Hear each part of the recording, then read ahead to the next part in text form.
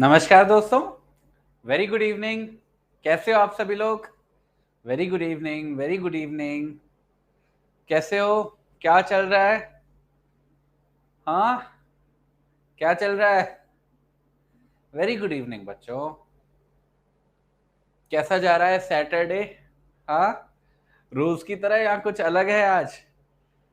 हाँ, क्या चल रहा है?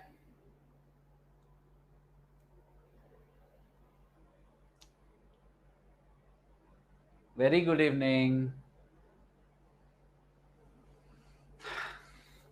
और बताओ,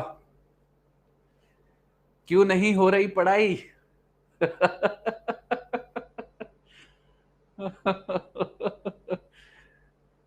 आप लोग फॉलो करते हो? इंस्टाग्राम वगैरह पे रील आता है कभी कभी। क्यों नहीं हो रही पढ़ाई? हाँ, आपके साथ भी वही रील चल रही है अभी? हाँ। हाँ, वही रील चल रही है कि हो रही है पढ़ाई? अच्छा।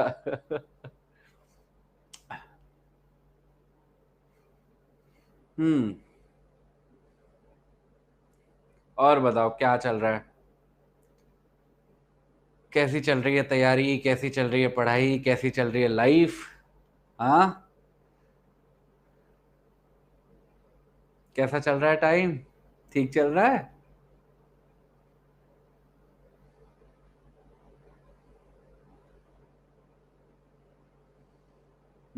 तुम्हें मुझे भी जेल भिजवाना है क्या? अच्छा नहीं लग रहा मैं यहाँ पे। हाँ। फिर लाइव क्लासेस कहाँ से? तिहाड़ जेल से लाइव? हाँ, सलाखों के पीछे।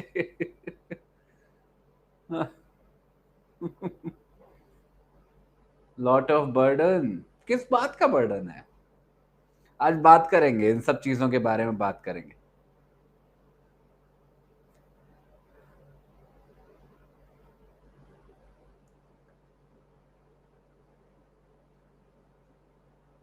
चलो, तो दोस्तों जैसा आप सभी लोगों को पता है, आज आप लोगों का दिन है। हफ्ते में देखो 5 दिन मेरा दिन होता है, ठीक है? मंडे से लेके फ्राइडे तक आप लोगों को भर भर के ज्ञान देता रहता हूं, ठीक है? आज का दिन आपका दिन है। आज आप लोग मुझे ज्ञान दोगे। आज मैं कोई ज्ञान देने नहीं आया यहाँ पे। आज तो आप लोग मुझे ज्ञान दोगे। मैं हूं आपका स्टूडेंट। अब मुझे कुछ बढ़िया सा कुछ सिखाओ, कुछ समझाओ। मेरी भी तो लाइफ कुछ इंप्रूव हो। हाँ, बताओ। हाँ, संडे दोनों का है। बस अभी शुरू करते हैं। चलो, तो पहले समझ लेते हैं कि हमारे आज के सेशन का पर्पस क्या है। देखो, ये जो सेशंस होते हैं सैटरडे को, इनको आप इस तरीके से यूटिलाइज करो कि आपके दिमाग में जो भी डाउट्स एंड कंफ्यूजन्स हैं, कोई भी चीज आपको पढ़ाई गई, आपने पढ़ी, कोई भी बात रह गई जो आपको समझ में नहीं आई, आप पूछो। या फिर अदरवाइज कोई भी सवाल आपके दिमाग में उठ रहा है, आप उसको पूछो। उसके अलावा किसी भी चीज को लेके आप परेशान हो, आप तैयारी कर रहे हो, हजारों चीजें आती हैं, हजारों स्ट्रगल होते हैं, हजारों क्वेश्चंस उठते हैं दिमाग में, आपको पूछना है, आप पूछो। आप दिल खोल के जो पूछना चाहते हो पूछो। बस कुछ चीजें हैं, कुछ रिक्वेस्ट हैं जिनको मैं अलाउ नहीं करूंगा। जैसे मैं किसी का भी ऐसा कोई रिक्वेस्ट अलाउ नहीं करूंगा कि सर मेरे को फलाना सेक्शन बताओ, या सर मेरे को फलानी बात बताओ। नहीं, वो कंटेंट बच्चे हम लोग कवर करते हैं पूरे वीक में, बारी बारी से सीक्वेंस वाइज जो भी टॉपिक है हम लोगों ने कवर किया है। डाउट सेशन का मतलब ये नहीं होता कि सर रिकैप या दोबारा से शुरू हो जाओ, फिर तो वो पर्पस ही सर्व नहीं होगा। डाउट सेशन का पर्पस होता है कोई बात आपको समझाई गई, उसमें कोई बात समझ में नहीं आई, वो बात मेरे से पूछो, मैं उसको एक्सप्लेन करूंगा, ठीक है? और देखिए, कोई जल्दबाजी नहीं है, कोई हड़बड़ी नहीं है। आप आराम से अपना समय लो, ठीक है? कोई भी दिक्कत परेशानी है, जो भी है पूछो, बस थोड़ा सा पेशेंस रखना। पेशेंस रखना क्यों? क्योंकि देखो हम लोग टेक्नोलॉजी के माध्यम से जुड़े हुए हैं एक दूसरे से। थोड़ी टेक्नोलॉजी की भी लिमिटेशंस होती हैं। जैसे मेरे लिए सबसे बड़ी टेक्नोलॉजी की लिमिटेशन होती है आपका ये चैट बॉक्स। ये इतनी तेजी से ऊपर भागता है ना कि इसको रोक पाना बड़ा मुश्किल है, बड़ी तेजी से, क्योंकि जैसे जैसे नया मैसेज आता है वो पुराना वाला ऊपर खिसकता चला जाता है। अब उसको फिर माउस से पकड़ो, उसको रोके रखो तो थोड़ा सा स्ट्रगलिंग पार्ट है। तो थोड़ा सा पेशेंस रखना, ठीक है, और हड़बड़ाना नहीं, बारी बारी से कोशिश करेंगे कि सारे सवालों को हम लोग एड्रेस कर पाए, ठीक है। पर क्वेश्चन भी ऐसे पूछना है जिनको जवाब देने में मजा आए। बिल्कुल ऐसे क्वेश्चन भी मत पूछना कि मेरे को खुद डाउट होने लगे कि ये बच्चे कहाँ जा रहे हैं, कौन सी दिशा में जा रहे हैं, या फिर इनका क्या ही होगा, ऐसा नहीं, ठीक है। नहीं बच्चे, कोई लेक्चर नहीं होने वाला है आज। आपको कोई चीज नहीं समझ में आई है, आप मेरे से वो चीज पूछो जो हम लोगों ने कवर की है। आज केवल और केवल आपका दिन है, ठीक है। आज कोई लेक्चर नहीं है, कुछ नहीं पढ़ाने वाला मैं, आपके बस डाउट क्लियर करने यहां पे आया हूं। चलो शुरू हो जाओ। ऐसे मैंने बच्चे ऐसे, अच्छा ठीक है, फॉर एग्जाम्पल इमेजिन करो आपको मैं अपनी सिचुएशन में रखता हूं। जैसे एक बच्चे ने मेरे को अभी क्वेश्चन पूछा, sir what is the difference between article 10 and 11, ठीक है। पहली बात तो ये डाउट नहीं है डाउट पता क्या होता है कि सर आर्टिकल 10 में वो फलानी बात आपने बताई थी, सर उसका मतलब क्या है, what does that term mean, ये होता है डाउट। अब मानो कि आप टीचर हो, मैं स्टूडेंट हूं, और आप मेरे डाउट सेशन लेने आए हो, और मैं आपसे बोलूं कि सर मेरे को जरा फटाफट से बताना आर्टिकल 15 और 16 में डिफरेंस क्या है या फिर सर फटाफट से मेरे को आर्टिकल 14 से 18 बताना, उनमें क्या लिखा है ऐसे थोड़ी ना होता बेटा, हर चीज का समय होता है। आर्टिकल 10 और 11 आपको पढ़ाया गया था एक समय पर, बहुत लंबा समय निकल चुका उस बात को भी आप आज पूछ रहे हो उसको। पहली चीज तो ये, डाउट पूछो स्पेसिफिकली कि क्या पूछना है, ठीक है। क्योंकि क्या है, मैं क्यों बोल रहा हूं इस तरीके से, मैं इस तरीके से बोल रहा हूं क्योंकि समय सब बच्चों का है। आप एक ऐसा सवाल पूछ लोगे जो एक सवाल आधा घंटा खा जाएगा, तो बाकी बच्चों के साथ वो अन्याय है, उनको तो मौका ही नहीं मिलेगा अपने सवाल पूछने का। तो आप स्पेसिफिक डाउट पूछो, आपका डाउट क्या है। तो मैं शुरू कर रहा हूं, ठीक है, चल। और हर बार देखो, एक बार में एक ही मैसेज करना, एक मैसेज कोई भी बच्चा बार बार नहीं करेगा, ठीक है, क्लियर है। चल शुरू करते हैं। प्रिवेंटिव डिटेंशन की कॉन्स्टिट्यूशनैलिटी एक्सप्लेन कर दीजिए। मतलब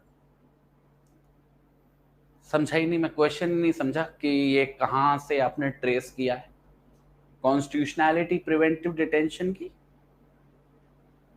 आर्टिकल 22 है जिसमें प्रिवेंटिव डिटेंशन कानून के संबंध में कुछ प्रावधान बनाए गए हैं, तो कॉन्स्टिट्यूशनल तो है ही, ऑब्वियसली कॉन्स्टिट्यूशन में उसकी बात हो रही है तो कॉन्स्टिट्यूशनल तो है ही, सीधी सी बात है ना। और इलेबोरेट करो, मैं शायद समझ नहीं पाया आप क्या कहना चाह रहे हो। और देखो एक और चीज मैं फिर से बोलूंगा, कोई भी डाउट पूछ रहे हो ना, मैंने एक बात आपको बोली थी ना कि कभी भी किसी भी सवाल में अपना दिमाग जब मारने की आप लोग सोच रहे हो, एक क्वेश्चन पूछा करो कि वो रिलेवेंट है मेरे एग्जाम से, मेरे एग्जाम में वो पूछा जाएगा क्या। कई बार हम ऐसे सवालों में अपना बहुत समय बर्बाद कर देते हैं, कीमती समय, जिनका कोई लेना देना ही नहीं है एग्जाम से, जो कभी आने नहीं है, और हम उनमें लगे पड़े हैं, और जो इंपॉर्टेंट है उसकी हमें चिंता नहीं है, वो गड़बड़ है, ठीक है। चलो ओह, बारी बारी से अब रुक जाओ, एक एक एक करके, ठीक है। मैं जब दोबारा बोलूंगा तब नया क्वेश्चन आप लोग टाइप करना। मैं थोड़ा सा ऊपर जा रहा हूं अभी, लेट मी सी, काफी क्वेश्चन आ गए, बस अभी रुक जाओ, अभी सब लोग रुक जाओ, लेट मी आंसर जो अभी तक आ गए, ठीक है। आर्टिकल 20 के बारे में ऐसे नहीं बच्चे, ये कोई डाउट नहीं, आर्टिकल 20 के बारे में बताए, आप बता दो प्रिवेंटिव डिटेंशन, ठीक है, हो गया। सॉरी सर बट आज फिर से पढ़ा तो दोनों आर्टिकल्स, हाँ मैं कोई प्रॉब्लम, मैं ये नहीं कह रहा कि मेरे से क्वेश्चन मत पूछो, मेरे से पूछो, पर क्या चीज समझ में नहीं आई, क्या बात समझ में नहीं आई आपको आर्टिकल 10 में या 11 में, वो पूछो, इस्तेमाल करो उन शब्दों का जो आर्टिकल 10 11 में लगे, उससे मुझे भी तो लगे कि आपने पढ़ा है। Sir why untouchability is declared as an offence in constitution, ये देखो, ये this is something which is good, ये अच्छा क्वेश्चन है, ये मतलब ये डाउट है, प्रॉपर डाउट है। Untouchability is declared as an offence in constitution and not in penal law, ऐसा किसने बोला, आपने ध्यान ही नहीं दिया क्लास में, इसका मतलब है आर्टिकल 17 पढ़ाते ही मैंने आपको एक कानून की चर्चा की थी। उस कानून के अंदर पूरा प्रावधान है, कॉन्स्टिट्यूशनैलिटी एक अपराध है। किसने बोल दिया आपको? ये तो बड़ा फंडामेंटल मिस्टेक है। ये तो फिर मतलब डाउट क्रिएट कर देता है कि कितना ही समझ में आ रहा है। Sir, difference between section and article. अब ये तो वो वाली बात हो गई, क्या डिफरेंस है अंजलि और तान्या में? दोनों लड़की हैं, एक का नाम है अंजलि, एक का नाम है तान्या, बस। कॉन्स्टिट्यूशन के प्रोविजंस को आर्टिकल बोलते हैं और किसी स्टैट्यूट के को सेक्शन बोल देते हैं। क्या ये एग्जाम में पूछेगा क्या कोई आपसे? How to correct grammatical mistakes. देखो, ग्रामेटिकल मिस्टेक्स को करेक्ट करने का एक ही तरीका है, लिखो। जितना लिखोगे बच्चे उतना आपकी सुधरेगी, मिस्टेक्स कम होगी। आप ये मत सोचना कि एक बार में ठीक हो जाएगा, चीजों को टाइम लगेगा, बट कोशिश करो। सर, मैं 4th ईयर में हूँ, इतना लंबा क्वेश्चन। कॉलेज की छुट्टी ही 4 बजे होती है, अब कभी कभी क्लास ले नहीं पाता, इसलिए सुबह जल्दी उठकर ट्राई करता हूँ छूटी हुई क्लास अटेंड करने का, पर इस चक्कर में मैं एमसीक्यू और आंसर। देखो, अभी 4th ईयर में हो तो आपके पास बहुत बड़ी अपॉर्चुनिटी है बेटा, समझो।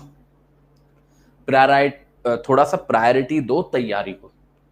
कॉलेज में तो देखो, अगर आपका जज बनना ही एम है तो कोशिश करो कि कॉलेज में इतनी पढ़ाई कर लो कि पास हो जाओ, बाकी अपना समय तैयारी को ही लगाओ।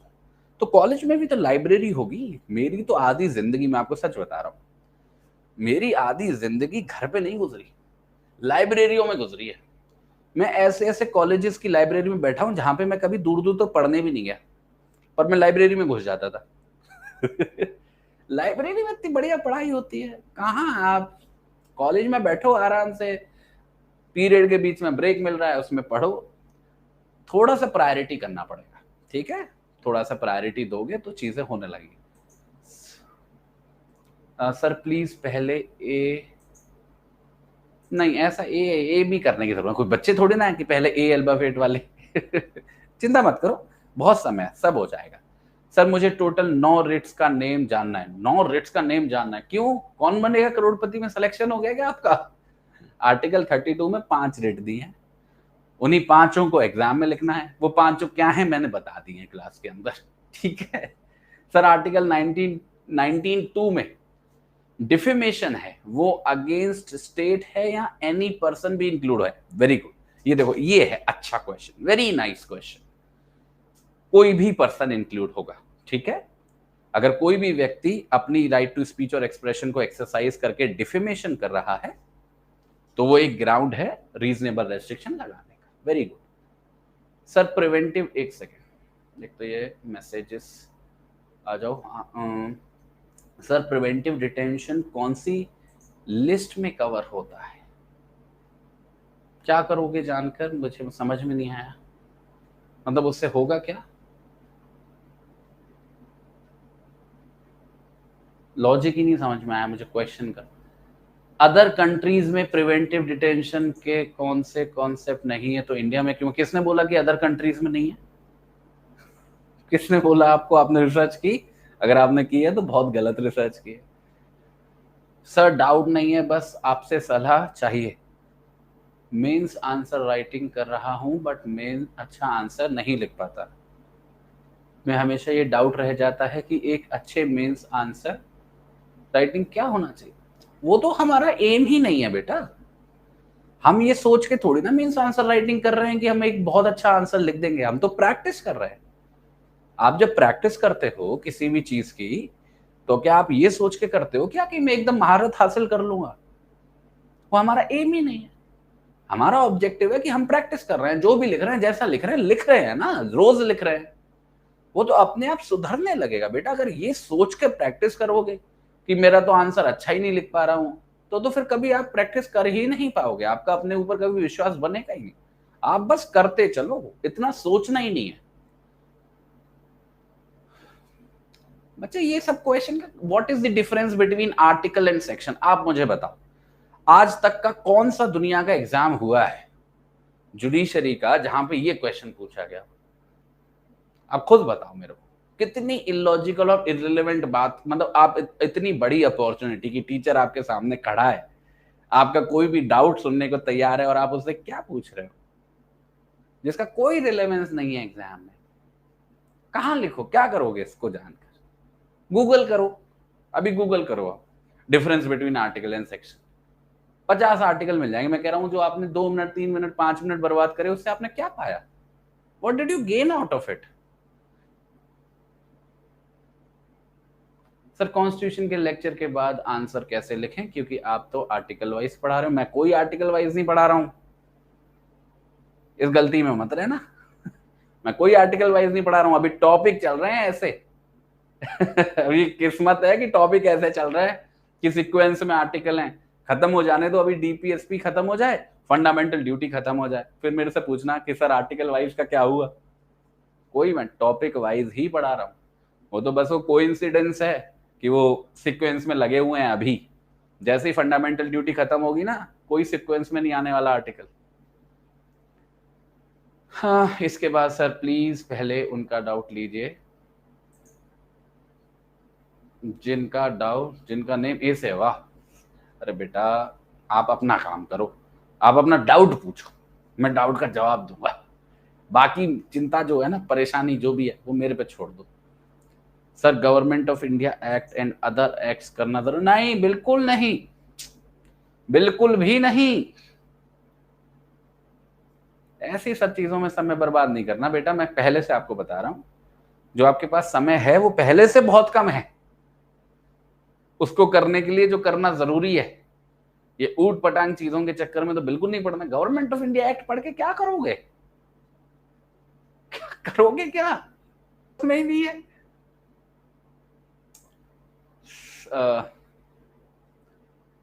एक सेकेंड सर, मेरे डाउट क्लासमेट के क्वेश्चन से क्लियर हो जाते हैं। वेरी गुड, बहुत अच्छी बात है।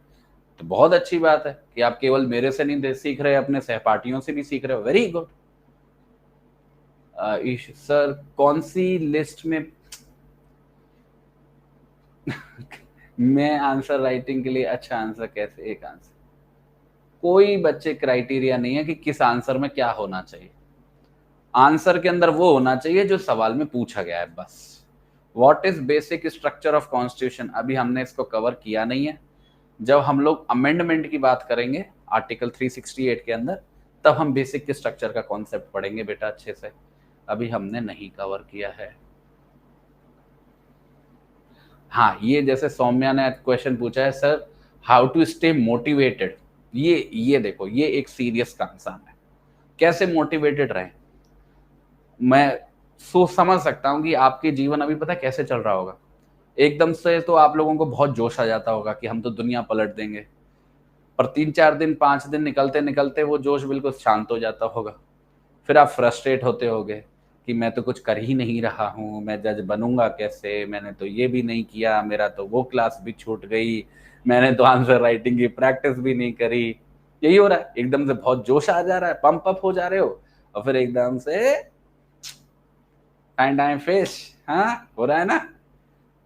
एक बात याद रखो, कम करो, कम करो, कोई प्रॉब्लम नहीं है, पर जितना करो रोज करो। समझे मेरी बात को? 50 घंटे पढ़ना जरूरी नहीं है एक दिन में। जितना भी पढ़ रहे हो पढ़ो रोज। ऐसा मत पढ़ना मंडे को मैं पढ़ा था 18 घंटे, ट्यूसडे को पढ़ा था 16, और सैटरडे को आते आते तक 1 घंटा पढ़ा। रोज पढ़ लो 2 घंटे, पर रोज पढ़ लो, ठीक है? अपने आप मोटिवेशन बनी रहेगी। ऐसे टारगेट सेट ही मत करो जो अचीव ना हो। 1 मिनट बेटा, अब क्वेश्चन मत टाइप करना, मुझे एक बार पढ़ने दो, बहुत सारे क्वेश्चंस हो गए।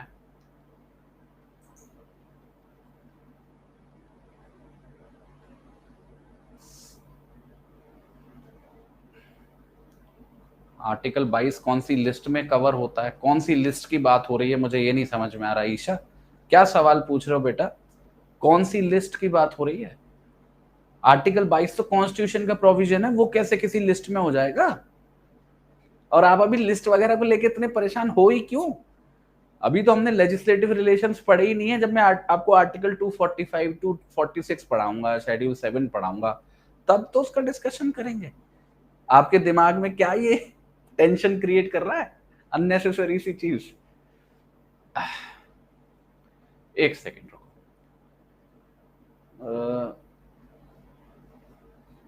भाग रहा है, एक सेकेंड। सर डबल जियोपार्डी के बारे में थोड़ा क्लियर से बता दीजिए। डबल जियोपार्डी का मतलब है कि अगर किसी व्यक्ति ने एक अपराध किया है तो उस व्यक्ति को उस अपराध के लिए एक ही बार सजा मिलेगी। एक अपराध के लिए किसी व्यक्ति को एक बार से ज्यादा नहीं मिलेगी।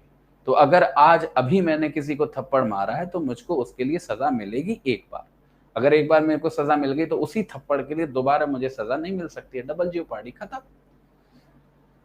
सर मेरे सिलेबस में राइट टू एजुकेशन है, तो क्या हुआ? सिलेबस क्या? यूनिवर्सिटी का सिलेबस। यूनिवर्सिटी का सिलेबस, यूनिवर्सिटी से तो बेटा पास हो ही जाओगे। यूनिवर्सिटी तो पास कर ही देगी आपको। जुडिशरी की सोच लो कि जुडिशरी के सिलेबस में है कि नहीं है।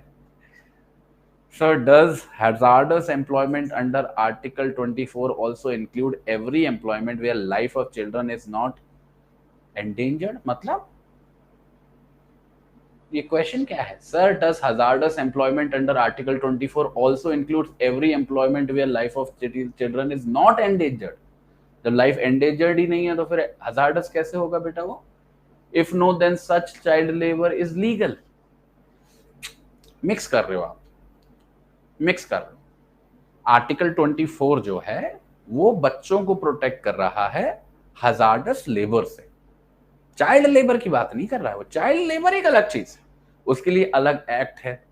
कॉन्स्टिट्यूशन में बच्चों को केवल हजार्डस एम्प्लॉयमेंट से प्रोटेक्ट किया जा रहा है, बस।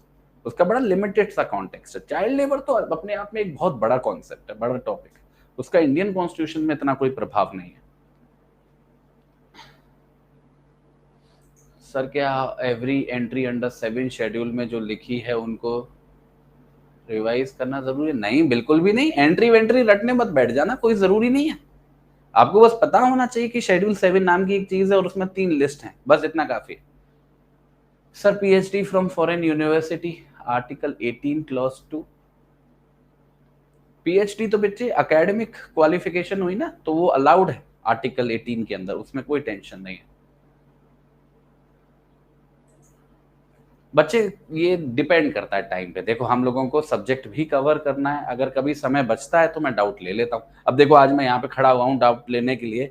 अभी तक मुश्किल से 3 या 4 सवाल ऐसे आए हैं जो मुझे लग रहा है सही में सब्जेक्ट से जुड़े हुए थे। अब यहां से पता चल रहा है कि बच्चों को सच में क्या ही डाउट है। आप कह रहे हो कि रोज 15 मिनट लो, मैं तो कह रहा हूँ मैं यहाँ पे खड़ा हुआ हूँ, आधे घंटा होने वाला है मुझे और मैं आपके सबके क्वेश्चन देख रहा हूँ। अभी तक मुझे 3-4 ही क्वेश्चन ऐसे मिले हैं जिनको मैं कह सकता हूँ सही मायने में कि वो डाउट थे, सब्जेक्ट से जुड़े हुए।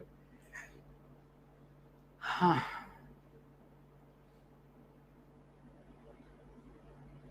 विभाग, क्या कह रहे हो आप? अगर इंडिया का कोई रिलीजन ही नहीं है तो फिर राइट टू रिलीजन दे ही ना।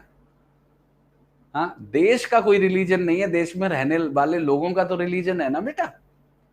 उस अधिकार को तो सिक्योर करोगे।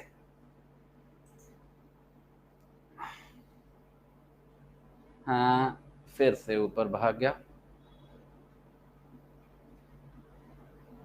बच्चे ऐसे आर्टिकल 17 समझा दिए, ये कोई डाउट नहीं हुआ बेटा। मैंने क्लास कंडक्ट करी है, उस वीडियो को जाके देख लो। अगर कोई चीज नहीं समझ में आ रही है उसके अंदर मेरे को स्पेसिफिकली बताओ, मैं समझाता हूँ। सर राइट टू इंफॉर्मेशन किस लिस्ट में आएगा? ये लिस्ट के पीछे क्यों पड़ गए हो? मैंने तो अभी पढ़ाया भी नहीं है, मैंने तो अभी पढ़ाया भी नहीं है। ये लिस्ट के पीछे क्या, लिस्ट में पीएचडी कर रहे हो आप लोग? हाँ। ये किस लिस्ट में है, वो किस लिस्ट में है, क्या कर रहे हो? हम लोग अभी फंडामेंटल राइट पढ़ के चुके हैं। इतना इंपॉर्टेंट टॉपिक है जिससे कम से कम 2 क्वेश्चन आएंगे आपके मेंस में, और आप पूछ रहे हो लिस्ट कौन से में क्या है? क्या कर रहे हो यार? Sir only a small doubt, how to remember that substantial sections and case laws accurately? Accurately याद रखना ही क्यों है आपको? देखो एक चीज को ध्यान रखना, कोई जरूरी नहीं है कि आप अपने मेंस के अंदर बिल्कुल सेम टू सेम लैंग्वेज लिखो जो आपके बेयरएक्ट में लिखी है। कई बच्चे मैंने देखा है कि रटने की कोशिश करते हैं, ऐसा करने की कोई जरूरत नहीं है। जितना आपको जो भी समझ में आया है उसे अपनी आप लैंग्वेज में लिखोगे तो उतना काफी है, तो क्यों रटना है? अगर आपने समझ लिया है उसके पॉइंटर्स में नोट्स बना लो, बस बात खत्म। रिवाइज करोगे 3-4 बार याद हो जाएंगे। सर अंडर सेक्शन 29 लैंग्वेज के बेस पे माइनॉरिटी कभी मिली है? एक तो ये बच्चे नहीं मानते।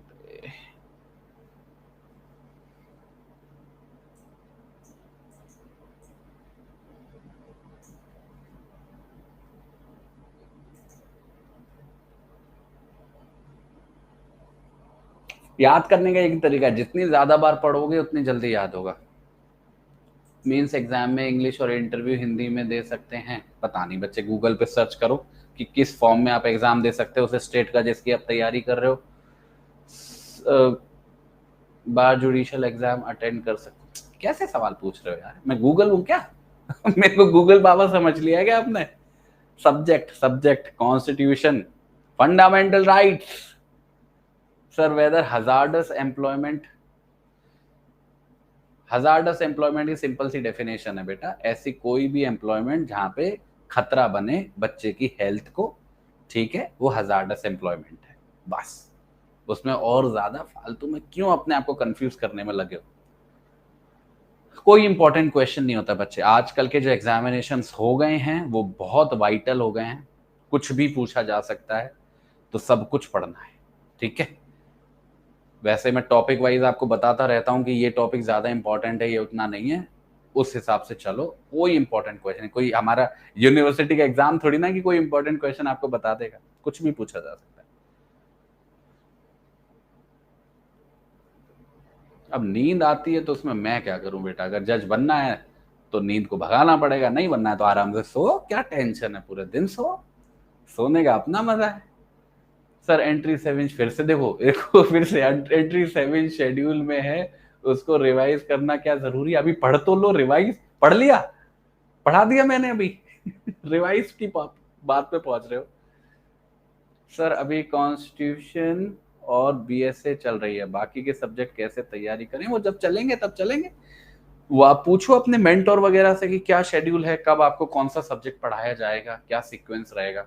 बस ये है, जब भी जो भी सब्जेक्ट पढ़ाया जा रहा है उसको अच्छे से पढ़ो। सर आरजीएस में कॉन्स्टिट्यूशन कैसे कवर करें, प्लीज कुछ टिप्स दे दीजिए। कवर करने का कोई तरीका नहीं है बेटे, कॉन्स्टिट्यूशन बहुत बड़ा सब्जेक्ट है, ठीक है।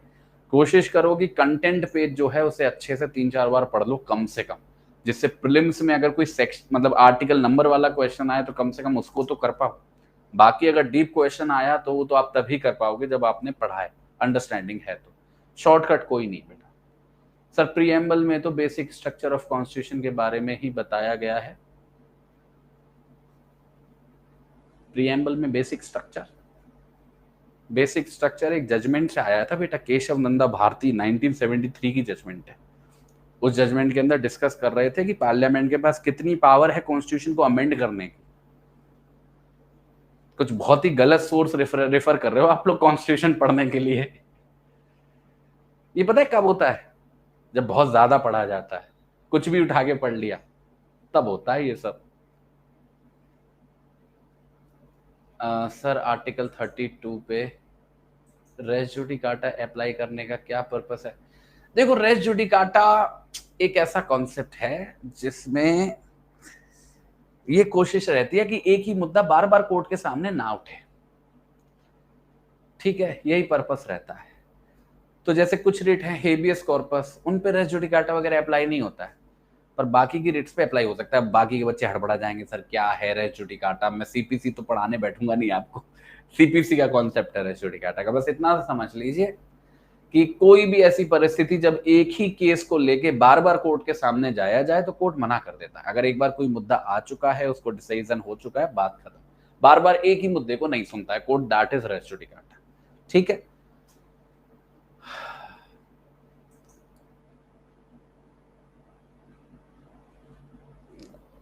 वैभव आप एक ही बात को लेके क्यों बैठ गए हो? चाइल्ड लेबर का तो बेटा डिस्कशन ही नहीं है। आप कहां लिखोगे चाइल्ड लेबर की बात, मेरे को आप ये बताओ। समझ ही नहीं पा रहा मैं, आप चाइल्ड लेबर, हजार्डस एम्प्लॉयमेंट, आप क्यों कंफ्यूज कर रहे हो अननेसेसरी? क्या करोगे चाइल्ड लेबर का? डोमेस्टिक चाइल्ड लेबर है या नहीं? How is it relevant to constitution? Child labour कहीं लिखा हुआ देखा आपने अभी तक? दूर दूर तक हमने इतने आर्टिकल पढ़े।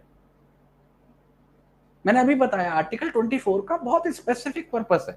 14 साल से कम बच्चों को हम हजार्डस एम्प्लॉयमेंट से सुरक्षित कर रहे हैं, बात खत्म। चाइल्ड लेबर बहुत बड़ी चीज है बेटा, पूरा एक्ट है, पूरा कानून है, उसके अंदर आपको हजारों कॉन्सेप्ट पढ़ने पड़ेंगे, वो सिलेबस में ही नहीं है।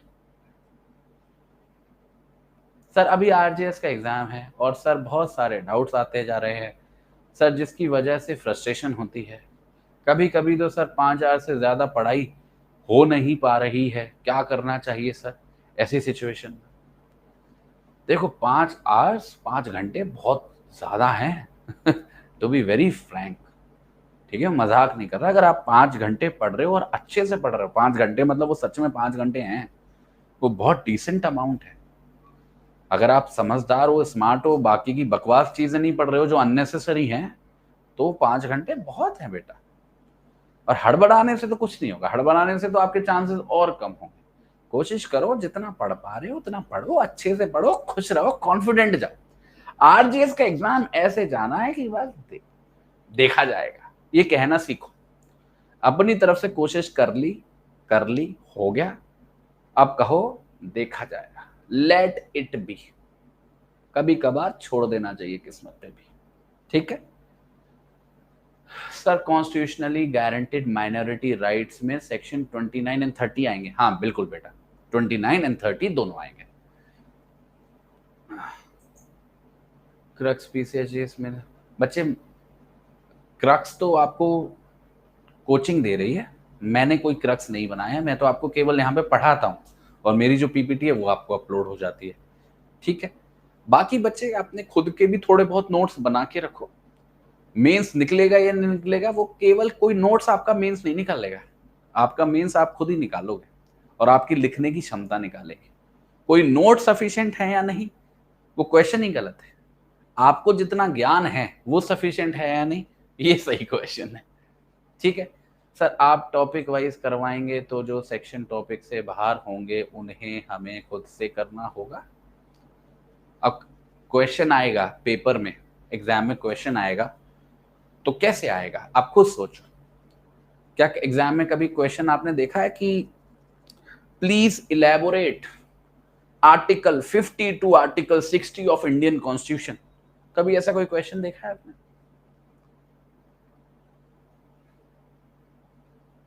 आपसे कोई पूछेगा कि आओ बेटा जरा बारी बारी से सारे आर्टिकल सुनाना इंडियन कॉन्स्टिट्यूशन?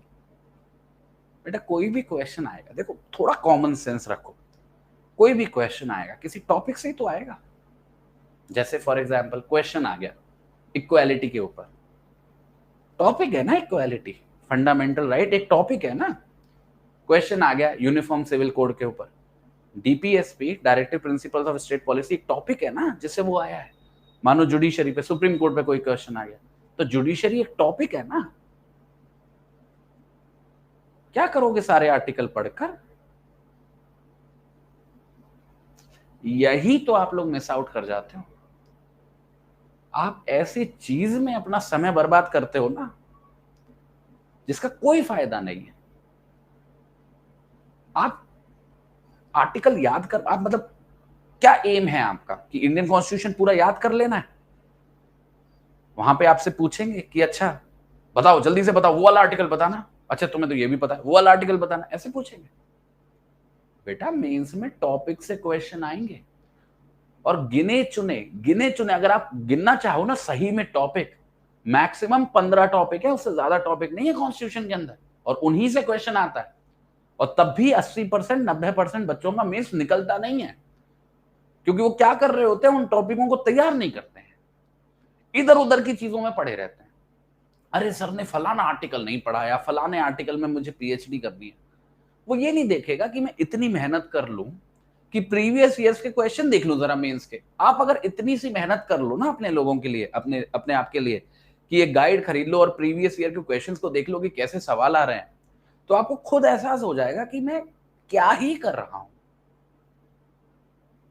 बच्चे सवाल आएंगे मेंस में ना, सवाल आएंगे, उन सवालों के आपको जवाब देने हैं। जो जितना अच्छा जवाब देगा उसका एग्जाम निकलेगा। सीधी सी, बिल्कुल सीधी सी फिलॉसफी है। इसके आगे कुछ नहीं है, इसके पीछे कुछ नहीं है। आपको अपनी तरफ से कुछ करने की जरूरत ही नहीं है बेटा, बिल्कुल भी। मैं सच बता रहा हूं आप लोगों को। अगर आप उतना कर लो जितना आपके टीचर्स आपको बोल रहे हैं, पहले तो वो ही करना अपने आप में बहुत बड़ा चैलेंज होगा। अगर आप उसको कर लो अच्छे से, ऐसा कोई सवाल हो नहीं सकता है आपके मेंस के एग्जाम में जो आपने पढ़ा ना हो। अब आप वहां पे लिख पाओ या ना लिख पाओ, ये आपकी क्षमता के ऊपर है। पढ़ के सब आते हैं दोस्तों, निकलता एग्जाम सबका नहीं है, कुछ ही का निकलता है जिनमें क्षमता होती है। समझना, सब बच्चे एक ही कोचिंग में पढ़ रहे होते हैं, उनमें से काफियों का निकलता है और काफियों का नहीं निकलता है।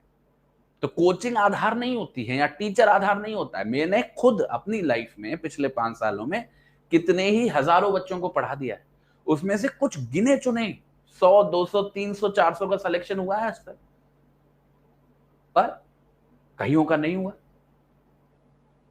टीचर आधार नहीं है, आधार हो आप बेटा।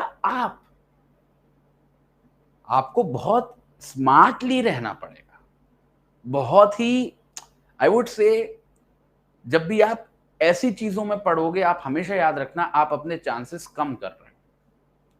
ये छोटा मोटा एग्जाम नहीं है बेटा, आप जज बनने की तैयारी कर रहे हो। जज बनना बहुत बड़ी बात होती है बेटा, it's not a small thing.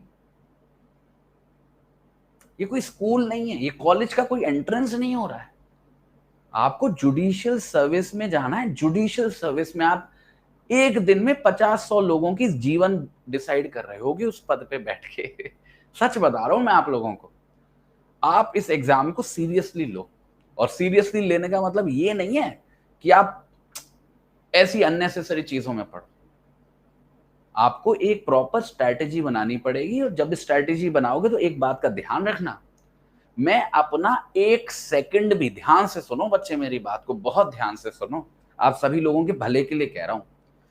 अपने जीवन का, अपने इस तैयारी के समय का 1 सेकंड भी ऐसी चीज पे व्यर्थ मत करना जो एग्जाम में नहीं आने वाली है। मैं आपको लोगों को बोल रहा हूं, क्योंकि अभी आप में बहुत जोश है। आप 4th ईयर में बैठे हो, 5th ईयर में बैठे हो, अभी तैयारी अपनी शुरू कर रहे हो, अभी अभी आप कोचिंग ले रहे हो, तो आप, मैं समझ रहा हूं आप लोगों में जोश बहुत भरा हुआ है कि मैं तो ये भी पढ़ लूंगा, मैं वो भी पढ़ लूंगा।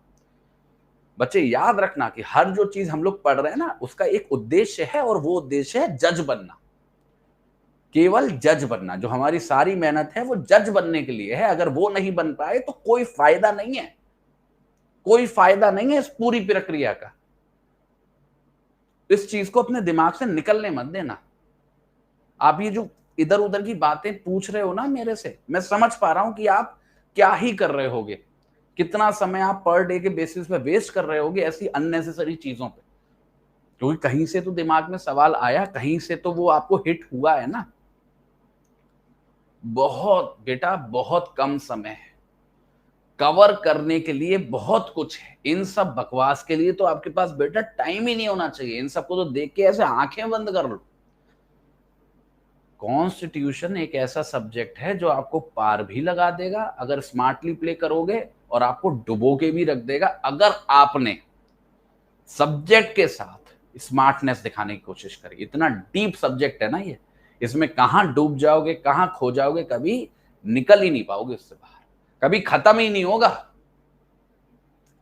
जो टॉपिक पढ़ाए, मैं फिर से बोल रहा हूं, आपको याद आएंगी मेरी ये बातें जब आप शायद कभी मेंस लिख रहे होगे या लिखने जा रहे होगे, और जब आपके हाथ पैर फूल जाओगे मेरी यही एग्जैक्ट वर्ड्स याद करोगे। बच्चे, वो जो टॉपिक मैं पढ़ा रहा हूं, उन टॉपिक को पढ़ने में जी जान लगा दो। किसी फलानी बकवास में समय बर्बाद करने से बहुत बढ़िया है कि जो मैंने पढ़ाया है उसको 4 बार पढ़ लो, क्योंकि वो 4 बार पढ़ना भी कम रहेगा। और लगे कि ओवर कॉन्फिडेंस हो रहा है कि मैंने तो पढ़ लिया, सर ने जो बताई है हर बात मुझे समझ में आ गई, तो आंसर लिखने बैठ जाना तुरंत। तुरंत के तुरंत आपका कॉन्फिडेंस चूर चूर हो जाएगा, वहीं के वहीं आपके सामने असलियत आ जाएगी कि आपको सच में कितना आता है। ये बात मेरी गांठ मान लो बेटा, बहुत बड़ी मिस्टेक है। मैंने अपनी लाइफ में हजारों बच्चों की जिंदगी बर्बाद होते हुए देखी है इसी तरीके से। एक बात मेरी याद रखना, आज रियलाइज नहीं करोगे पर एक दिन करोगे। तैयारी में मैंने देखा है जो बच्चा जितना बेवकूफ बन के रहता है उतना ज्यादा चांस होते हैं कि वो सक्सेस पाएगा, क्योंकि वो मानता है उस बात को जो उसे बोली जाती है। और मैंने देखा है, मैं अपने पर्सनल एक्सपीरियंस से बता रहा हूं, जो बच्चा जितना स्मार्ट बनता है ना अपनी तैयारी में, जितना स्मार्ट बनता है, उस बच्चे का कभी सिलेक्शन नहीं होता है, इस बात की गारंटी है। क्योंकि वो इतना ओवर स्मार्ट हो जाता है ना कि उसे अपने ऊपर कुछ दिखता ही नहीं है, और उसका बहुत बड़ा खामियाजा भुगतता है वो जब वो मेंस में बैठा होता है, क्योंकि उससे आंसर लिखे जा नहीं रहे होते हैं, क्योंकि वो करके आया पीएचडी। पीएचडी चाहिए ही नहीं थी, चाहिए था एलएलबी के लेवल का ज्ञान, पर वो ज्ञान में क्वालिटी होनी चाहिए थी, उस पर ध्यान ही नहीं दिया, उस पर ध्यान ही नहीं दिया। ऐसे ऐसे बच्चों को जानता हूं जिन्होंने 6 महीने की तैयारी में डीजीएस जैसा पेपर निकाला है रैंक के साथ। ऐसे ऐसे बच्चों को जानता हूं मैं, 6 महीने में डीजीएस रैंक के साथ, जिसका आप शायद सपना भी नहीं देख पा रहे होगे अभी। इसलिए सुनने के भी अपने फायदे होते हैं बेटा। हर चीज स्मार्टली नहीं जीती जा सकती। कभी कभी ऐसे व्यक्ति की सुना करो जिसे उसमें एक्सपीरियंस है, वो आपका बहुत समय बचा सकता है। हर चीज पैसा, हर चीज कोचिंग, हर चीज टीचर, हर चीज किताब, हर चीज, ये सब की कोई वैल्यू नहीं है। आखिरी में एक चीज मैटर करेगी, जज बने या नहीं।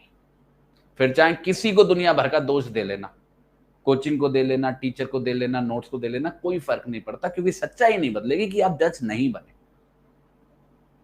एक ही चीज मैटर करती है, कोई नहीं सुनेगा, एक ही चीज मैटर करेगी, जज बने या नहीं बने।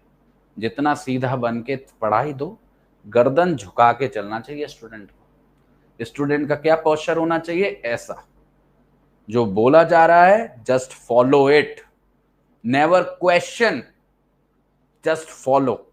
और उसमें इतना फोड़, इतना अच्छे से फोड़ कि टीचर ने पढ़ाया तुमको फंडामेंटल राइट, आने दे क्या क्वेश्चन आएगा फंडामेंटल राइट पे, मैं भी देखता हूं। इतनी प्रैक्टिस कर लूंगा, पूछो क्या क्वेश्चन पूछेगा। ये है स्टूडेंट का कॉन्फिडेंस। बहुत ध्यान से, बहुत ध्यान से।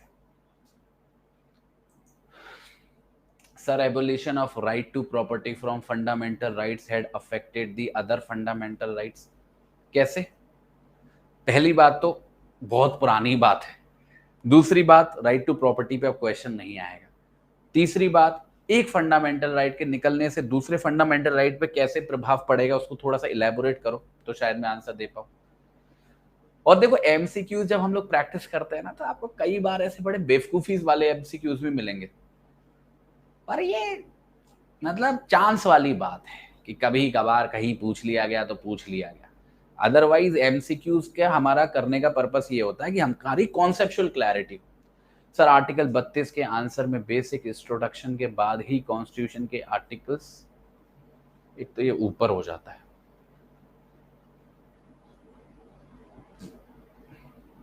अभी मैंने बेसिक स्ट्रक्चर के बारे में बोला है, अभी बच्चा पूछ रहा है sir what is the clear definition of basic structure. हमने पढ़ा ही नहीं है बेटा, बेसिक स्ट्रक्चर पढ़ा ही नहीं है हमने, अभी पढ़ेंगे, अभी बहुत आगे, बहुत आगे।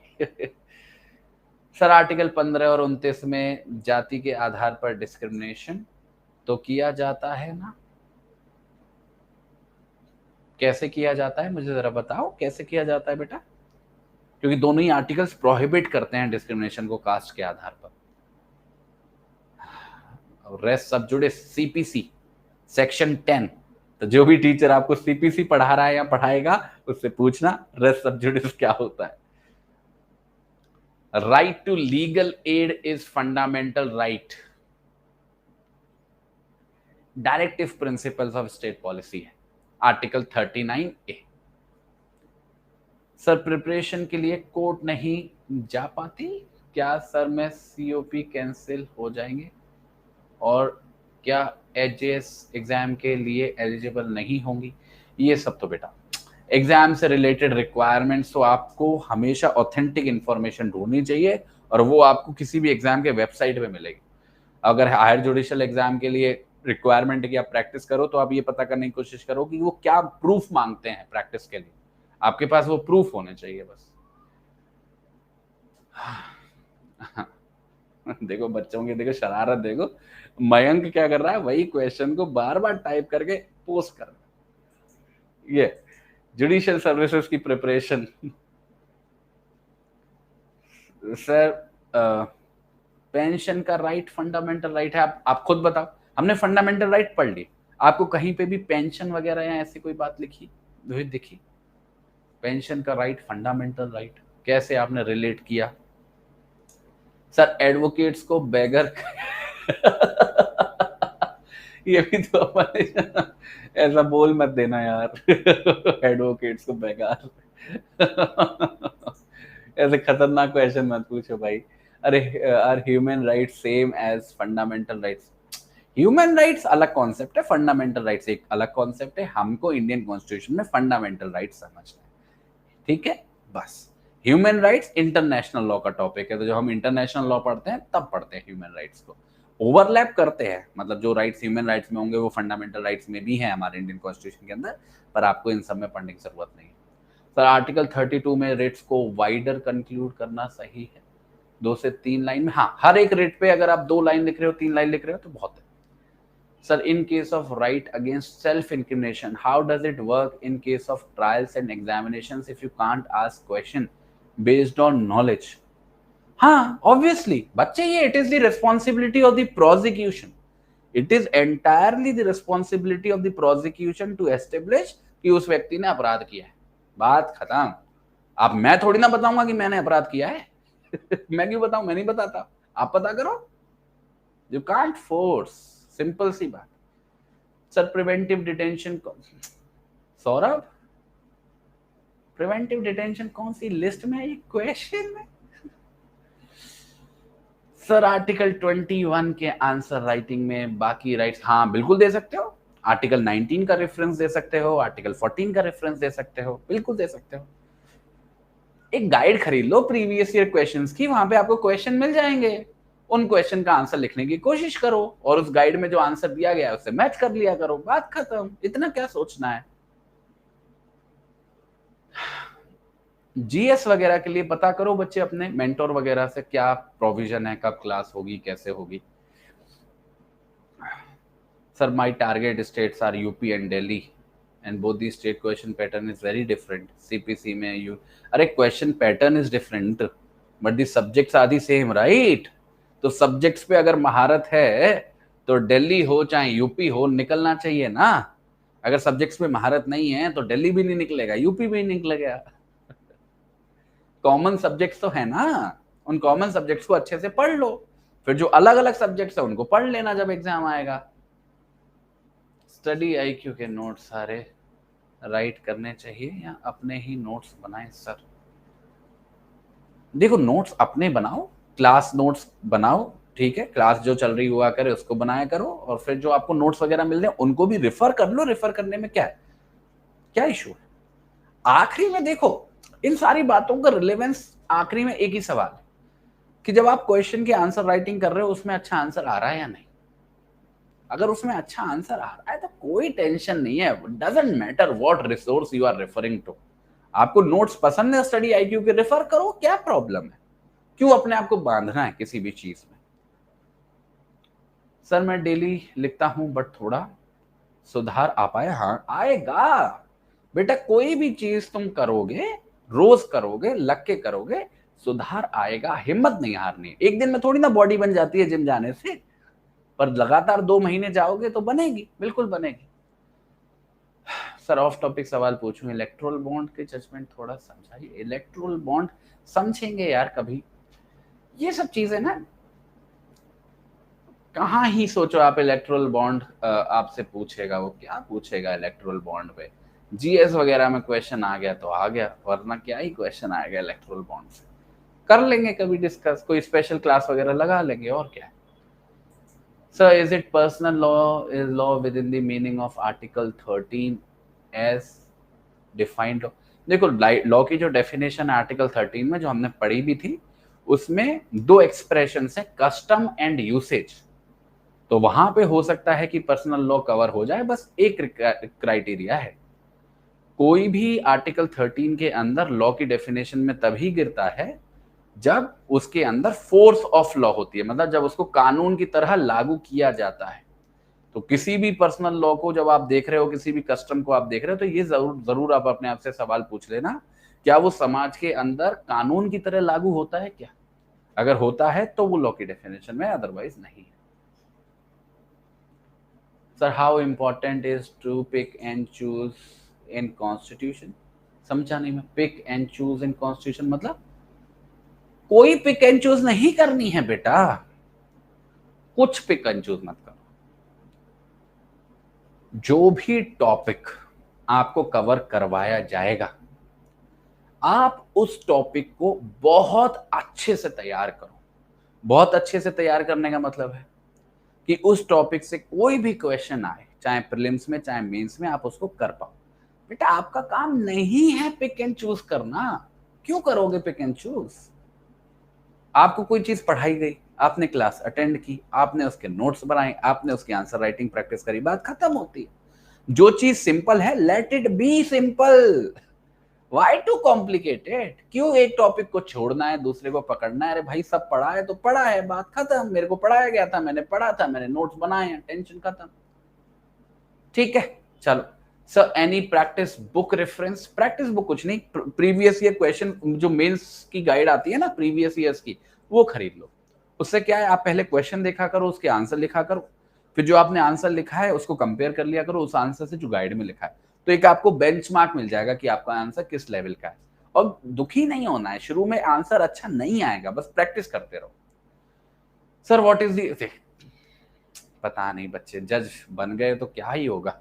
एक ही केस की बार बार आवाज लगाते रहेंगे, sir what is the definition of basic structure, sir what is the definition of basic structure. Sir ने तो बेसिक स्ट्रक्चर पढ़ाया नहीं अभी,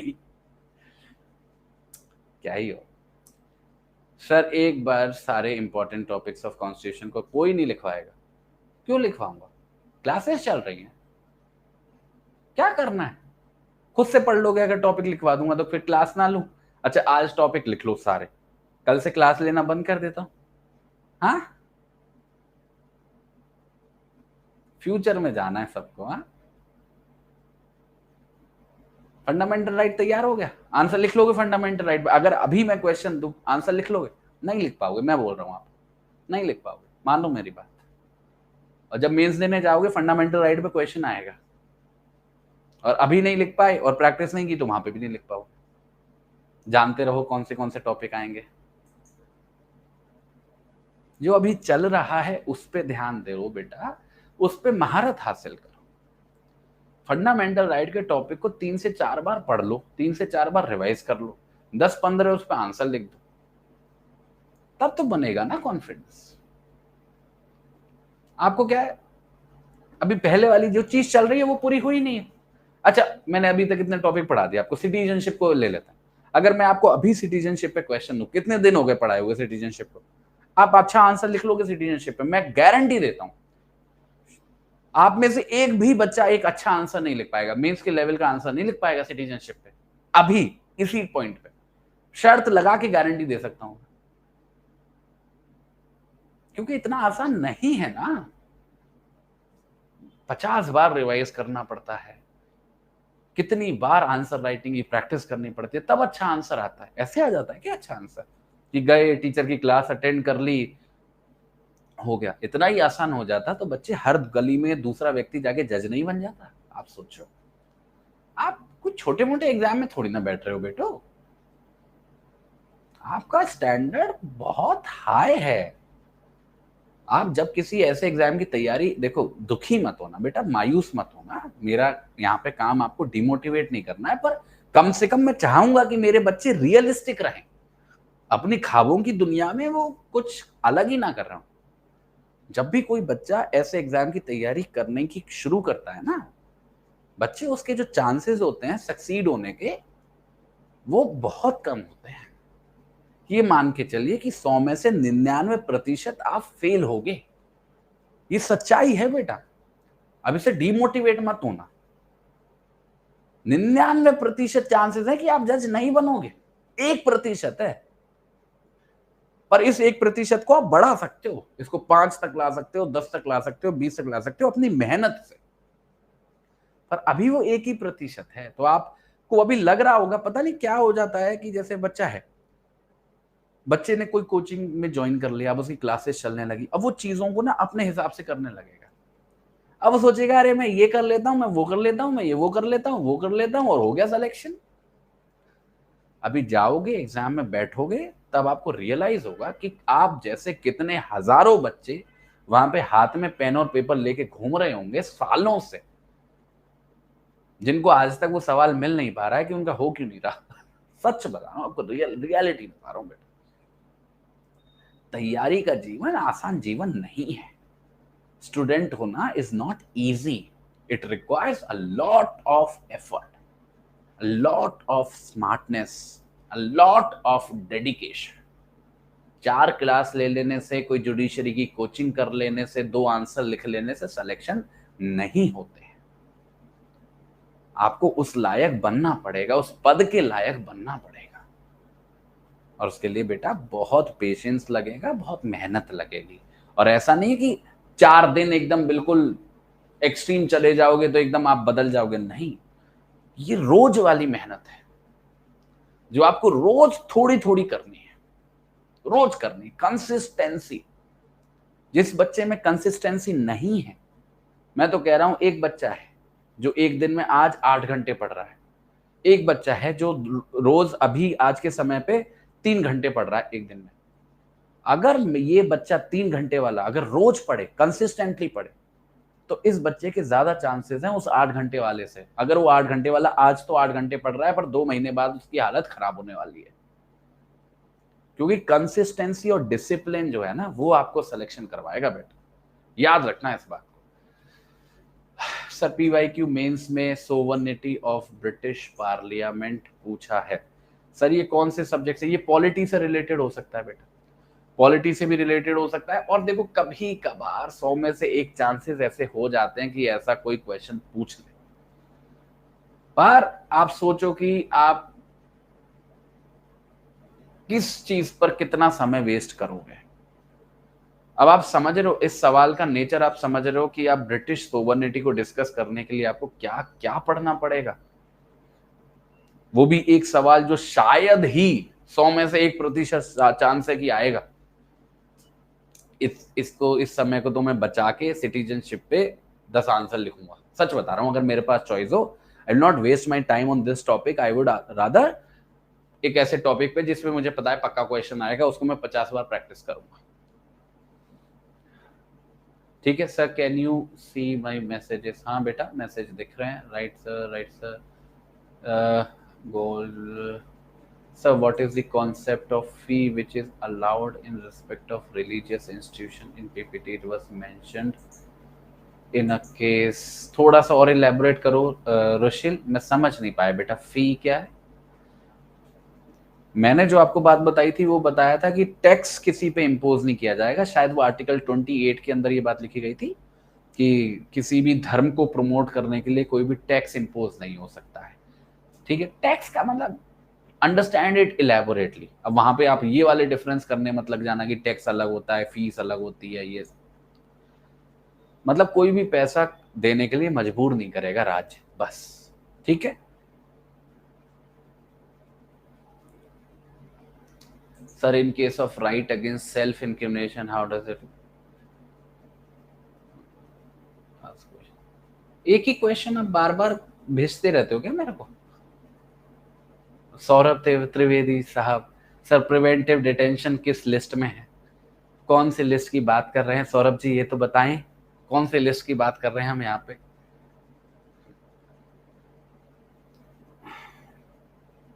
सर जो लेक्चर क्रक्स, सर जब मैं आंसर लिखता हूँ की केस के की पॉइंट्स, देखो भूलोगे तो भूलने का रीजन ये है कि आपने उसको सफिशिएंटली बार बार नहीं रिवाइज किया, तो कोई टेंशन नहीं है। 1 बार भूलोगे, 2 बार भूलोगे, 3 बार भूलोगे, रिवाइज करते रहो।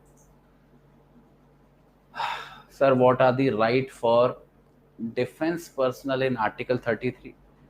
बाय डिफॉल्ट सारे राइट मिलते हैं जो किसी भी हर व्यक्ति को मिलते हैं। पार्लियामेंट के पास पावर है कि उन राइट्स को बस रेस्ट्रिक्ट कर सकती है, बस इतनी सी बात है।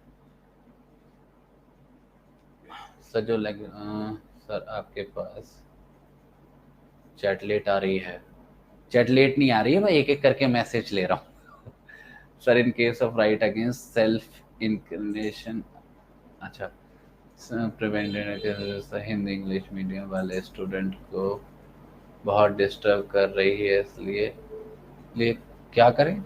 इंग्लिश हिंदी मीडियम वाले स्टूडेंट को बहुत डिस्टर्ब कर रही है। अच्छा, मतलब हिंदी के स्टूडेंट हो और आपको इंग्लिश डिस्टर्ब कर रही है। देखो, समझने की कोई भाषा नहीं होती है। ये मैं बहुत बच्चों में देखता हूं, जो बच्चे हिंदी मीडियम से है ना, वो अपनी पूरी प्रिपरेशन की जर्नी यही रोते रोते निकाल देते हैं कि मैं तो हिंदी मीडियम से हूं, मेरे को हिंदी में बताओ, मेरे को ये करो, मेरे को वो करो, मैं तो गया गुजरा हूं, मैं तो हिंदी से हूं। ऐसा क्या हो गया यार? हिंदी है, अंग्रेजी है, क्या है? मीन्स ऑफ कम्युनिकेशन ही तो है। क्या फर्क है आप में और अंग्रेजी वाले बच्चे में? आप अपना आंसर हिंदी में लिख रहे हो, वो अपना आंसर अंग्रेजी में लिख रहा है, इससे अलावा कोई और फर्क है क्या? अब जैसे आप मेरी क्लासेस का एग्जांपल ले लो, फॉरगेट अबाउट एवरीथिंग। मैं आपको यहां पे पढ़ाता हूं, मैं तो चाहता हूं कि मैं हिंदी में लिखूं भी ना अपने बोर्ड पे, सच बता रहा हूं आप लोगों को, आई डोंट वांट इट। आप मेरे को बताओ, जब भी मैं कोई भी आर्टिकल एक्सप्लेन करता हूं, कोई भी मेरी क्लास उठा के देखे, ऐसा एक भी आर्टिकल है जो मैंने अंग्रेजी में पढ़ाया है? पूरा एक्सप्लेनेशन मैं हिंदी में करता हूं। अब आप सोचो, कोई बच्चा हो जिसको हिंदी ना आती हो, या फिर कोई बच्चा हो जो अंग्रेजी से ज्यादा कंफर्टेबल हो, वो नहीं लेकर रो सकता आपके लिए कि सर मैं तो अंग्रेजी मीडियम का हूं, सर आप हिंदी में क्यों बोल रहे हो? समझने की कोई भाषा नहीं होती बेटा, समझने की कोई भाषा नहीं होती, उसकी एक ही भाषा होती है, समझ में आया या नहीं आया। ये सब दिमाग के कीड़े हैं कि सर बोर्ड पे तो अंग्रेजी पे लिखा है, सर मेरे को तो समझ में ही नहीं आया। सर जो 2 घंटे हिंदी में बोले उस पे ध्यान नहीं है, बोर्ड पे वो 2 शब्द अंग्रेजी में लिखे हैं, उससे परेशानी।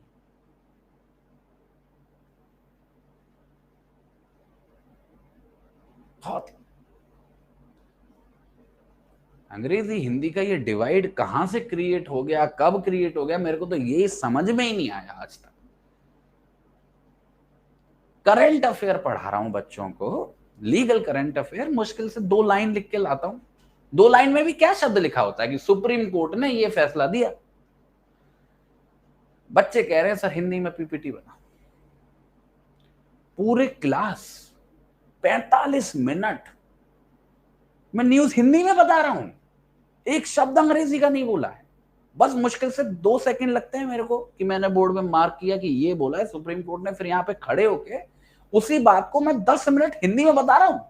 वो काफी नहीं है सर, वो जो बोर्ड पे लगा है ना उसको हिंदी में लिख के लाओ, मेरे को तो तभी समझ में आएगा। आप जो बोल रहे हो वो मेरे को समझ में नहीं आता, क्योंकि मेरे को कान से सुनाई नहीं देता, मैं बस पढ़ पाता हूं आंखों से।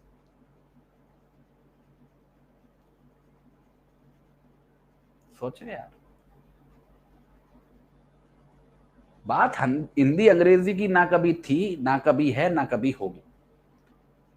ऐसे ऐसे हिंदी मीडियम के बच्चे हैं, मैं आपको क्या बताऊं, आप उनकी आंसर राइटिंग देख लोगे ना, आपको शर्म आ जाएगी कि ये होता है हिंदी मीडियम का बच्चा।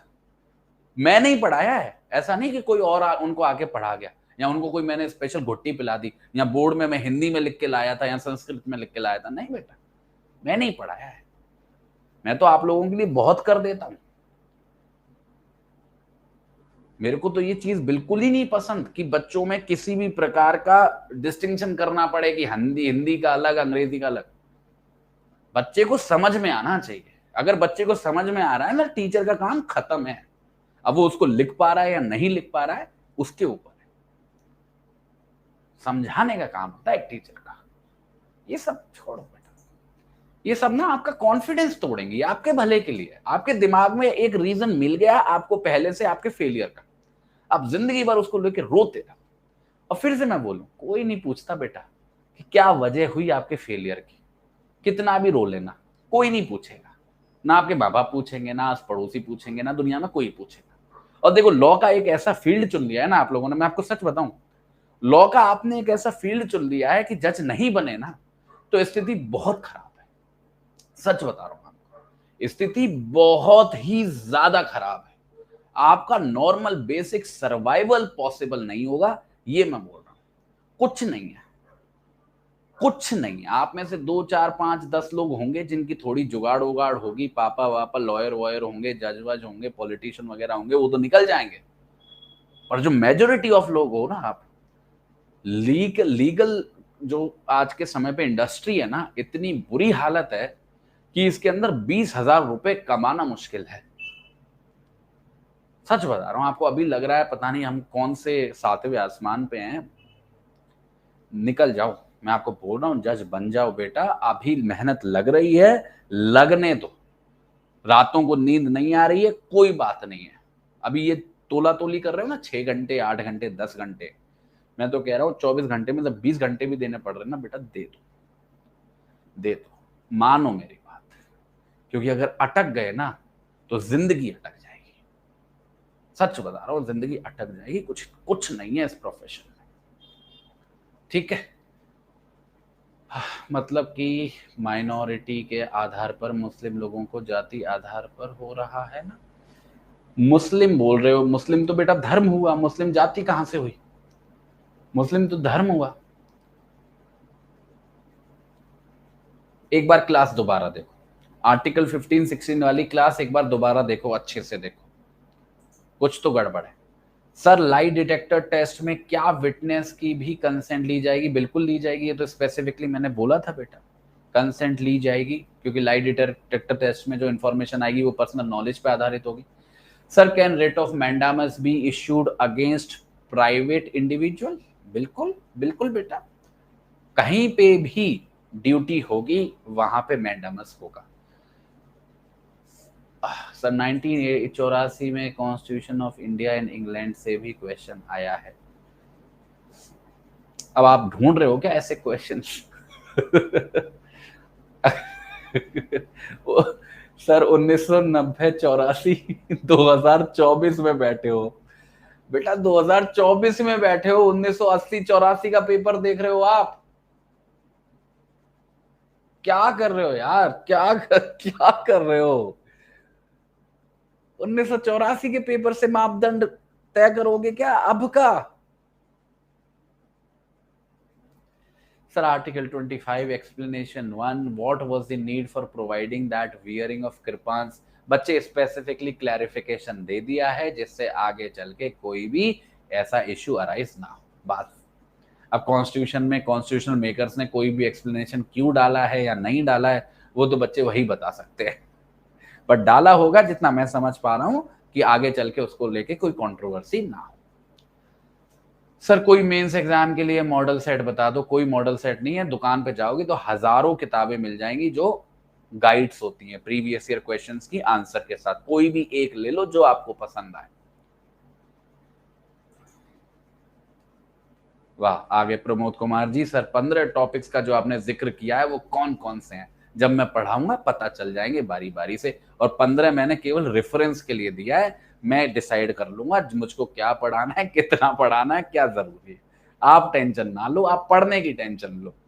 मैं तो आपसे पूछूंगा, मैंने फंडामेंटल राइट पढ़ा दिया, मेरे को एक अच्छा आंसर जरा लिख के दिखाओ प्रमोद जी। और अगर आपने अच्छा आंसर नहीं लिखा ना प्रमोद जी, तो आपको कोई हक नहीं है ये सवाल पूछने का।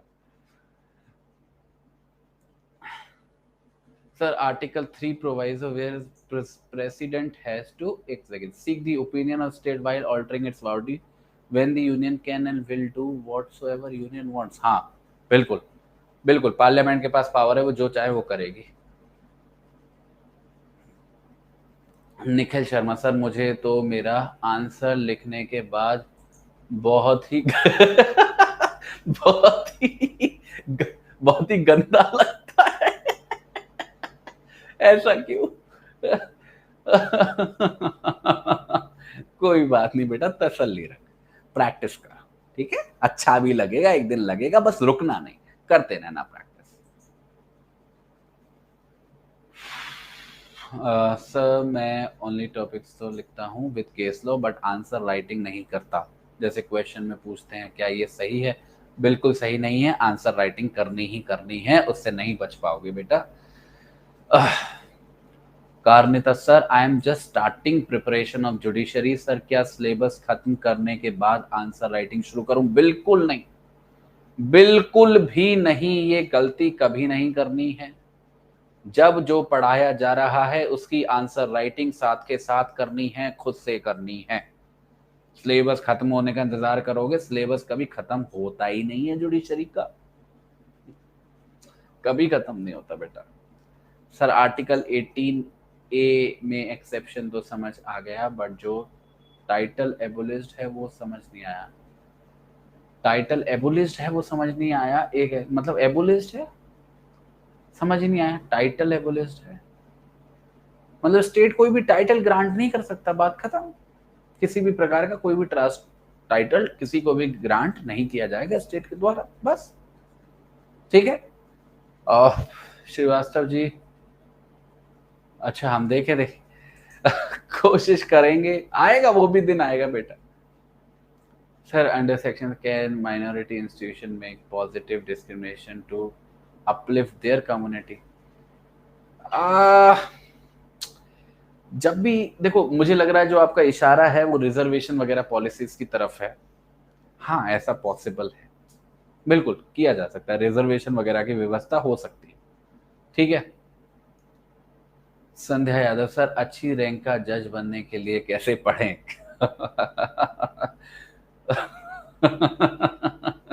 अच्छी रैंक का जज, हाँ अच्छी रैंक का ही जज बनना है, पहले तो जज बनना एम रखो, ठीक है। जब उस लेवल पे पहुंच जाओ तब अच्छी रैंक की सोचेंगे।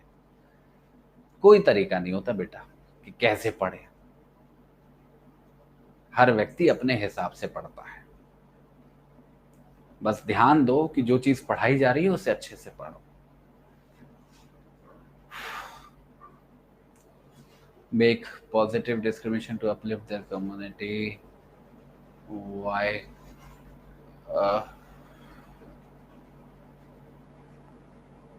Sir, why prohibition are especially mentioned? क्योंकि बच्चे उसे करना था।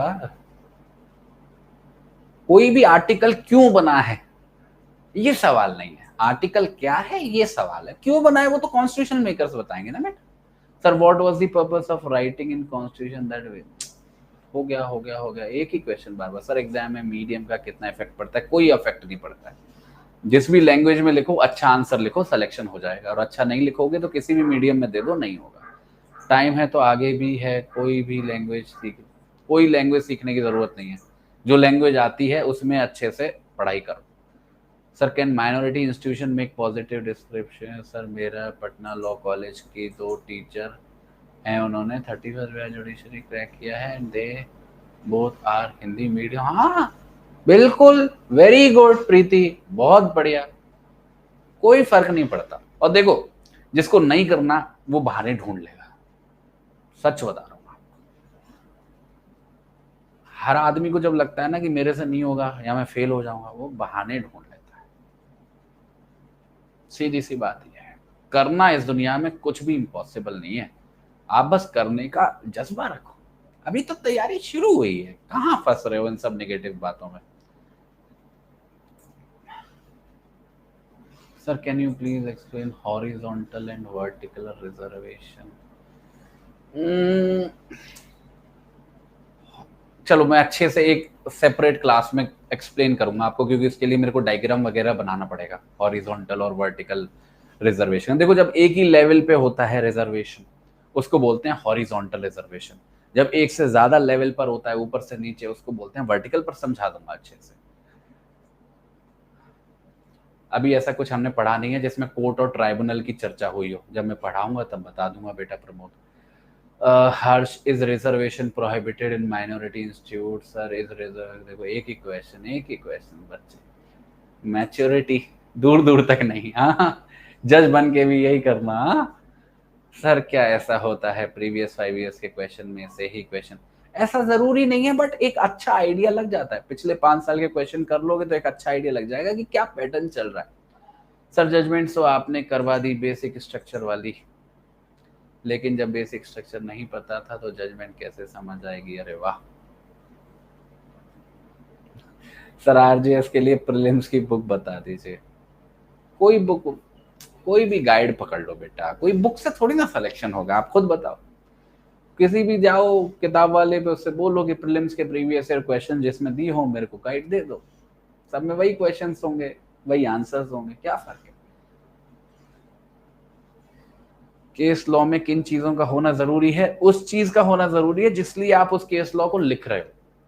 हम केस लॉ किसी को भी लिखते हैं किसी पर्पस के साथ लिखते हैं ना, वो पर्पस पूरा होना चाहिए कि मैंने ये केस लॉ को क्यों लिखा, वो वाली बात उसमें आनी चाहिए।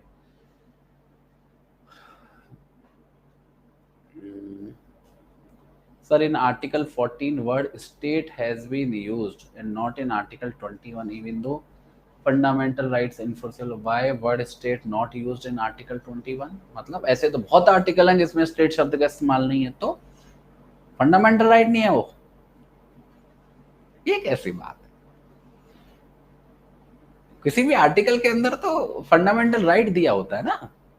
अब जैसे आर्टिकल 21 है, right to life and personal liberty देता है, उसमें स्टेट नहीं लिखा है तो उससे क्या प्रभाव हो गया? आर्टिकल 21 कितना छोटा सा आर्टिकल है, ये भी तो देखो। अरे ये सब हाउ डज इट मैटर? ये सवाल मतलब उठा कैसे दिमाग में?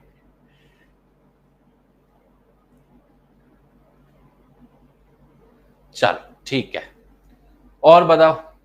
अब तो मुझे कोई नया क्वेश्चन दिख नहीं रहा है। अब देखो, मैं आपकी थोड़ी मदद कर देता हूं जितनी मेरे से हो सकती है। देखो, दो बातों को ध्यान रखो।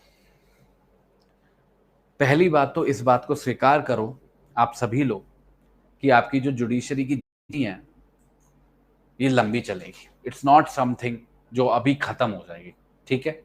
क्लियर है?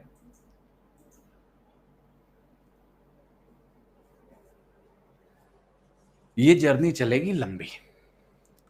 तो पहले तो एक सबसे इंपॉर्टेंट हैबिट आप लोग अपने अंदर डेवलप कर लो कि थोड़ा सा पेशेंस रखो। काफी बच्चे हैं जो तैयारी को घोड़े पे सवार होके करते हैं, हड़बड़ हड़बड़ हड़बड़ हड़बड़, ये भी हो जाए वो भी हो जाए, ये भी हो जाए वो भी हो जाए, 2 महीने में मैं दुनिया पलट के रख दूं, और तीसरे महीने से उन्हें कुछ पड़ी नहीं होगी। ऐसा नहीं है, 2 महीने में कोई दुनिया नहीं पलटती, ठीक है? सबसे पहले तो अपने दिमाग के अंदर इस चीज को बिठा लो कि जर्नी लंबी होने वाली है, ठीक है? दूसरी चीज जो आप लोगों को समझनी है, आपको लगेगा बार बार ऐसा लगेगा कि मेरे पास तो बहुत समय है, बहुत समय, दुनिया भर का समय पड़ा है मेरे पास। अभी तो मैं 4th ईयर में हूं, अभी तो मैं 5th ईयर में हूं, अभी तो मैं पहला अटेम्प्ट दे रहा हूं या दे रही हूं। पर एक बात याद रखना, आपके पास समय होगा पर वो समय काफी नहीं है, ये समझ लीजिए। ये समय काफी नहीं है उन चीजों को कवर करने के लिए जो जरूरी है, जो इंपॉर्टेंट है। जो इंपॉर्टेंट नहीं है उनकी तो बात भूल ही जाइए आप, दूर दूर तक छोड़ दीजिए उस चीज को। मैं तो कह रहा हूं कि जो इंपॉर्टेंट टॉपिक हैं, इंपॉर्टेंट पॉइंट्स हैं किसी भी सब्जेक्ट के अंदर, उनको ही कवर करने के लिए आपके पास पर्याप्त समय नहीं है। दूसरी बात आप समझिए। दूसरी बात से जुड़ी हुई तीसरी बात मैं आपको बता रहा हूं, अपने समय का इस्तेमाल इस तरीके से करिए, इस स्ट्रेटेजी से करिए कि जो महत्वपूर्ण है, जो इंपॉर्टेंट है, उसमें महारत हासिल हो, वो इतने अच्छे से समझ में आ जाए, इतनी अच्छी अंडरस्टैंडिंग बन जाए कि अगर क्वेश्चन आया मेंस में तो मैं ऐसा आंसर लिखूंगा या लिखूंगी कि कम से कम मेरा एग्जामिनर 80 से 90% मेरे को मार्क्स देगा उस क्वेश्चन के लिए। This should be the aim. फिर से बोल रहा हूं, ध्यान से सुनना।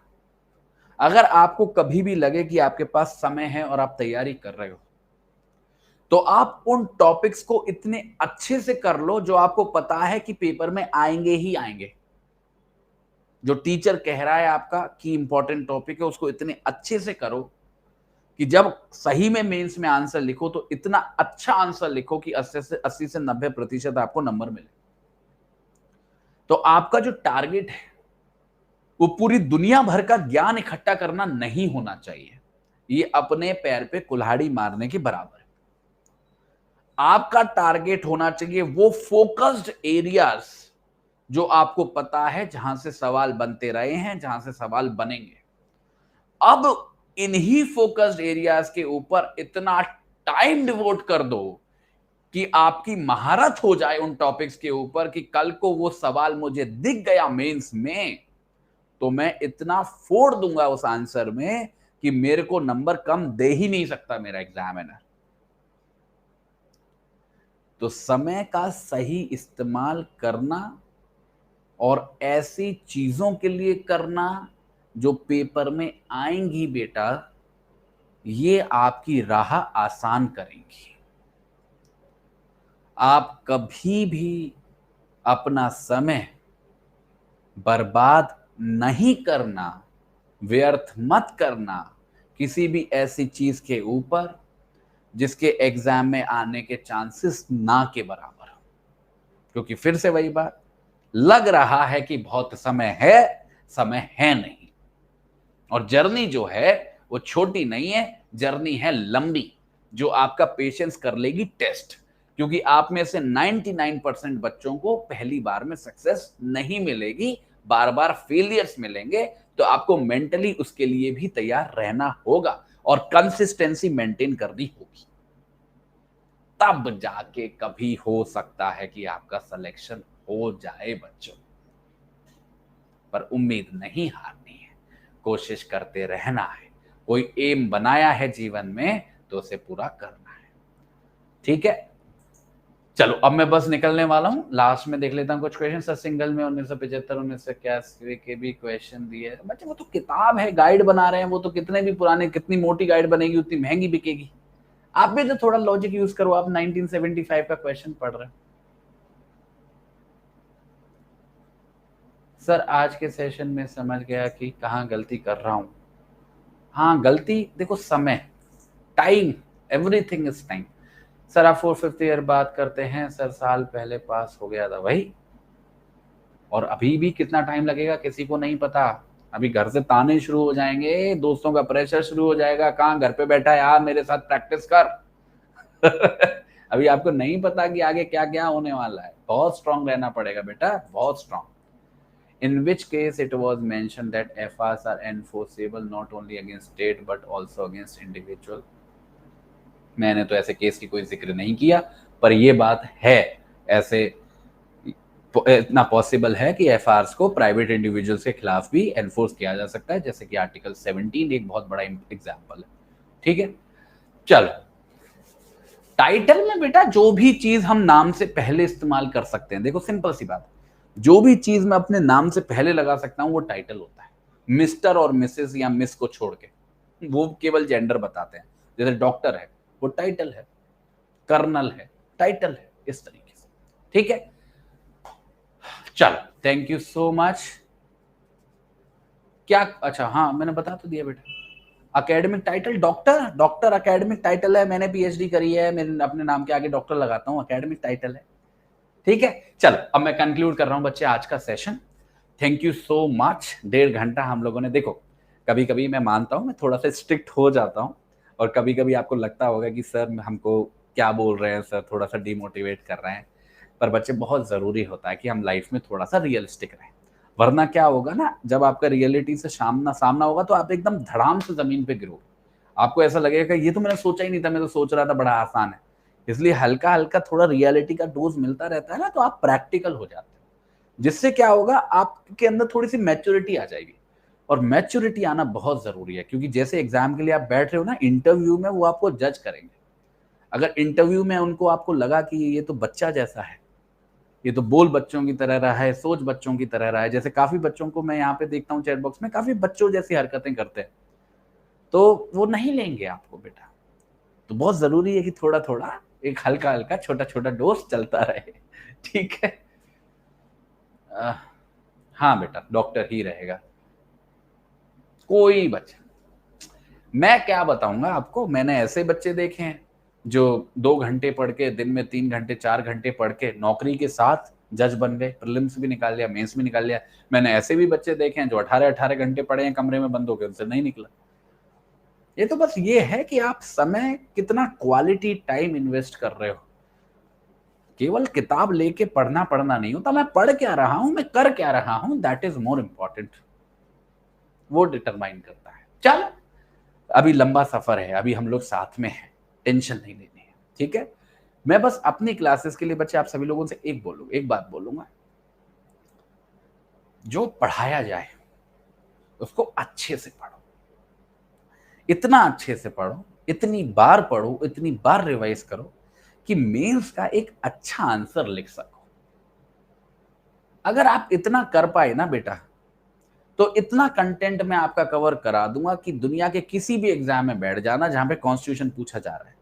आपको कभी ये एहसास नहीं होगा कि मेरे को ये तो पढ़ाया ही नहीं था। बस करते चलना बेटा मेहनत। ऐसा मत करना कि आ गए, ज्ञान ले लिया और चले गए, क्योंकि ऐसे ज्ञान का कोई फ़ायदा नहीं है बेटा। ठीक है? बच्चे आपने क्लास अटेंड नहीं की थी क्या कोमल? मैंने आपको जब क्लास पढ़ाया था, आर्टिकल 17-18 जब हमने पढ़ाया था तब आपने अटेंड नहीं किया था? क्योंकि हमने एक केस पढ़ा था उसमें भारत रत्न का।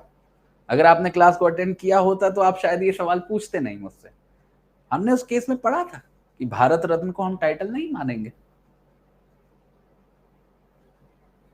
अब देखो जो पढ़ाया जा रहा है वो भी कवर नहीं हो पा रहा है, ये गलत है, ये टीचर के साथ चीटिंग है।